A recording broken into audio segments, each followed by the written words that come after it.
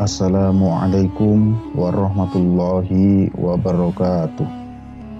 Alhamdulillah wa ni'matillah, la haula wa la quwata illa billah. Jadi kisah perempuan yang memegang teguh kebenaran dan keimanan pada Allah Subhanahu wa taala ini diriwayatkan dalam hadis Ibnu Abbas. Ketika Rasulullah Shallallahu Alaihi Wasallam berisra Mi'raj, tiba-tiba tercium aroma yang sangat harum, dan karena penasaran, maka Nabi Muhammad Shallallahu Alaihi Wasallam bertanya kepada malaikat Jibril, "Wahai malaikat Jibril, harum apakah ini?"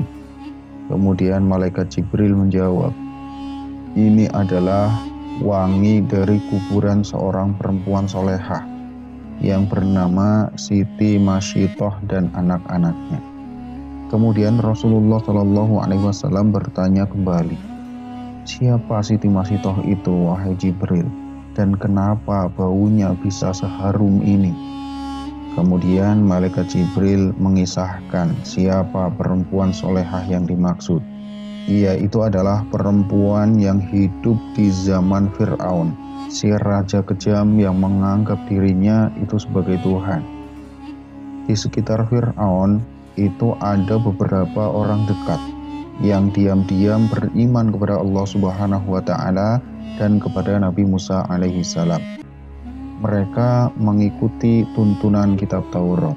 Orang-orang terdekat itu adalah Siti Aisyah, yaitu istri dari Fir'aun sendiri. Kemudian ada Siti Masyitoh yang mengurus anak-anak Fir'aun, dan satu lagi yang bernama Hazakil.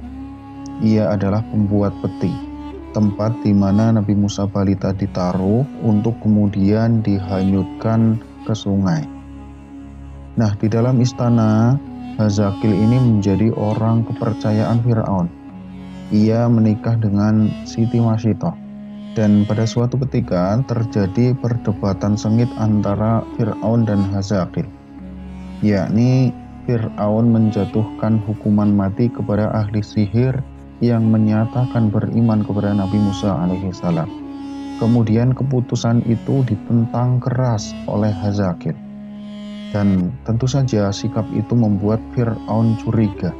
Jangan-jangan Hazakil selama ini beriman pula kepada Nabi Musa alaihi salam. Dan atas sikap Hazakil itu, kemudian Fir'aun mengganjarnya dengan hukuman mati. Dan hal itu tidak membuat Hazakil takut.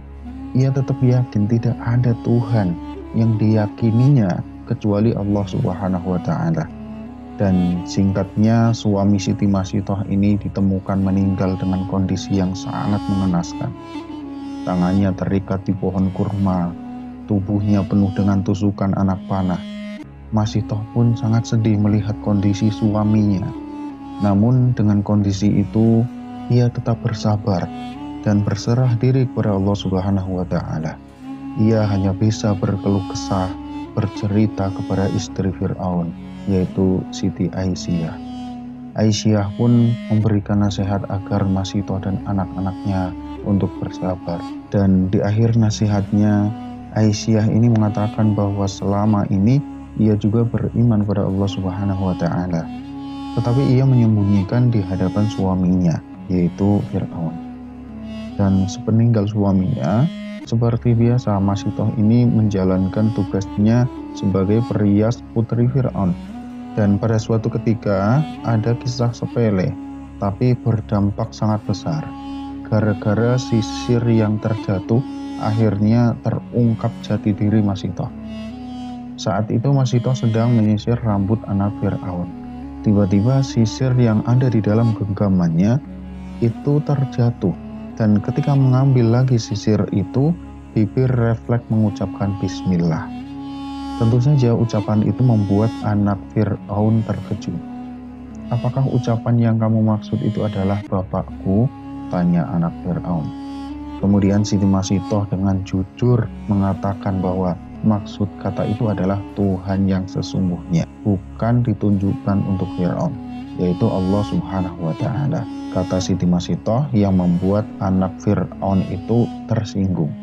Berarti ada Tuhan lain kecuali bapaknya. Kemudian anak Fir'aun itu mengancam untuk melaporkan keyakinan Masitoh itu kepada bapaknya. Dan dalam keadaan seperti itu, Masitoh tidak gentar, karena ia yakin Allah Subhanahu wa Ta'ala adalah Tuhan yang sebenarnya, bukan Fir'aun. Dan benar saja laporan anaknya itu membuat Fir'aun murka. Ia tidak menyangka pengasuh anaknya adalah pengikut Nabi Musa alaihissalam. Masitoh dipanggil lalu ditanya oleh Fir'aun, "Apa benar apa yang disampaikan anakku itu? Siapakah Tuhan yang engkau sembah selama ini?" Kemudian Masitoh tidak mengelak tuduhan itu. Dengan tegas ia mengatakan, "Betul wahai raja, bahwa tidak ada Tuhan selain Allah yang sesungguhnya menguasai alam dan isinya." Dan tentu saja jawaban itu membuat Fir'aun semakin marah. Dia memerintahkan para pengawal untuk menyiapkan air mendidih di dalam tembaga besar, yang kemudian wadah panas itu untuk menggodok Masitoh beserta anak-anaknya. Dan tiba saatnya dimasukkanlah Masitoh dan anak-anaknya ke dalam kuali besar itu, dan pemandangan itu pun disaksikan oleh masyarakat luas. Sebelum dimasukkan ke kuali panas, Masitoh itu diberi kesempatan sekali lagi untuk memilih. Dia dan dua anaknya selamat jika mengakui Fir'aun sebagai Tuhan, dan sebaliknya nyawanya akan terancam jika tidak mau mengakui ketuhanan Fir'aun. Namun Siti Masitoh ini tidak gentar sedikit pun terhadap ancaman Fir'aun. Ia tetap yakin Tuhan yang sesungguhnya hanyalah Allah Subhanahu wa Ta'ala, bukan Fir'aun, raja yang zalim itu. Dan pendirian Masitoh itu semakin mempermalukan Fir'aun di hadapan masyarakat. Raja kejam itu kemudian memerintahkan pengawal untuk segera melemparkan kedua anak Masitoh ke dalam kuali mendidih. Dan dalam versi yang lain, Fir'aun itu memerintahkan untuk melemparkan anak Masitoh satu persatu di hadapan ibunya. Hingga tibalah yang terakhir, yaitu bayi yang sedang menyusu dalam pelukan Masitoh. Ibu mana coba yang tega menyaksikan satu persatu anaknya tergulas kuali yang sangat panas? Dan ketika giliran bayi terakhir akan dimasukkan ke kuali yang panas, Masitoh sempat ragu. Namun kekuasaan Allah membuat bayi itu tiba-tiba bisa bicara. "Wahai ibu, jangan takut, karena kematian kita akan mendapat ganjaran dari Allah Subhanahu wa Ta'ala, dan pintu surga akan terbuka menanti kedatangan kita." Kemudian dalam riwayat yang lain, bayi Masitoh itu meyakinkan ibunya, "Sabarlah wahai ibu, sesungguhnya kita dalam pihak yang benar. Wahai ibu, masuklah ke dalam kuali, karena sesungguhnya siksa dunia itu lebih ringan daripada siksa akhirat." Hadis riwayat Ahmad. Dan akhirnya kekuatan anak itu membuat keraguan Siti Masitoh itu hilang. Dengan yakin dan ikhlas kepada Allah Subhanahu wa Ta'ala, kemudian Siti Masitoh itu berbicara, "Bismillahi tawakkaltu 'alallah, wallahu akbar." Kemudian setelah mengucapkan itu, Siti Masitoh dan bayinya terjun ke air yang mendidih itu. Dan ajaibnya, begitu kuali panas itu menggerus raga orang-orang yang istiqomah itu, terciumlah wangi yang sangat harum dari dalam kuali. Allah Subhanahu wa Ta'ala telah membuktikan kepada hamba-hambanya yang istiqomah. Ketika Masitoh dan anak-anaknya dilemparkan satu persatu ke kuali, maka Allah Subhanahu wa Ta'ala terlebih dahulu mencabut nyawa mereka, sehingga mereka tidak merasakan panasnya air mendidih. Kemudian tulang belulang Siti Masitoh dan anak-anaknya dikubur di suatu tempat hingga mengeluarkan wangi yang sangat harum.